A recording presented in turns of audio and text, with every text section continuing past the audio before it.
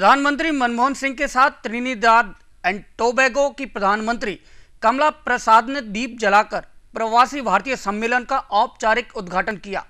समारोह में राज्यपाल शिवराज पाटिल, मुख्यमंत्री अशोक गहलोत और प्रवासी मामलों के मंत्री वायलर रवि भी मौजूद थे। इसमें प्रधानमंत्री मनमोहन सिंह ने कहा कि प्रवासी भारतीयों को वोटिंग का अधिकार देने के लिए कानून बना दिया गया है।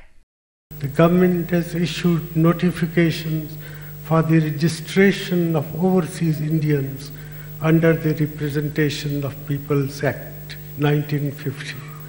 This constitutes the first major step to enable Indians resident abroad to participate in our election processes. Manmohan Singh ने कहा कि सिटीजनशिप एक्ट में संशोधन कर प्रवासियों को उपलब्ध ओवरसीज इंडियन कार्ड की विसंगतियों को दूर किया जाएगा, जिसका लाभ प्रवासियों के परिवार को मिलेगा। इस मौके पर प्रधानमंत्री ने कहा कि विदेशों में रहने वाले भारतीय वर्कर्स के लिए जीवन बीमा और पेंशन की योजना भी शुरू की जाएगी। It will also provide a low-cost life insurance cover against natural death. This scheme fulfills a long-pending demand of our workers abroad. We are acutely conscious of the safety and security of Indians living abroad, particularly in regions characterized by instability. समारोह की मुख्य अतिथि Trinidad and Tobago की प्रधानमंत्री कमला प्रसाद ने कहा कि भारत की न केवल ज्ञान, बुद्धि, कौशल और आध्यात्मिक विचारों के लिए दुनिया में खास पहचान है, बल्कि अब वह आर्थिक शक्ति के तौर पर भी तेजी से उभर रहा है।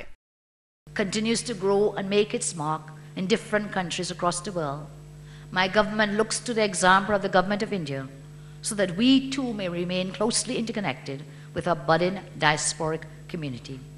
However, Trinidad and Tobago's bilateral relations with India go far beyond simply drawing upon your efforts to engage the Indian diaspora. खचाखच भरे बिरला ऑडिटोरियम में प्रवासियों के साथ अतिथियों को सीट मिलने में हुई परेशानी पर मुख्यमंत्री अशोक गहलोत ने मेहमानों से माफी मांगी और वादा किया कि अगला सम्मेलन नए और बड़े सभागार में होगा, जहां ऐसी परेशानी नहीं होगी। इस मौके पर गहलोत ने युवा एनआरआईज के लिए अपने राजस्थान को जानिए योजना की घोषणा की। मुबारक मौके पर एक घोषणा करना चाहूँगा। राजस्थान में अपने राजस्थान को जानिए प्रोग्राम का नाम होगा। अपने राजस्थान को जानिए कार्यक्रम शुरू किया जाएगा।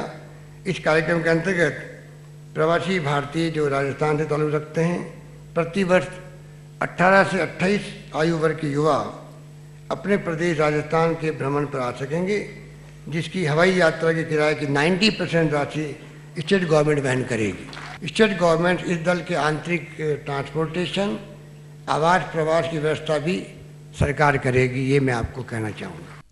प्रवासी भारतीय मामलों के मंत्री वायलर रवि ने कहा कि संकट के समय प्रवासियों को मदद करने के लिए भारतीय समुदाय कल्याण कोष बनाया गया है। उन्होंने बताया कि यूएई में इंडियन वर्कर रिसोर्स सेंटर खोला जाएगा और जयपुर में प्रोटेक्टर ऑफ एमिग्रांट्स ऑफिस खोल दिया गया है।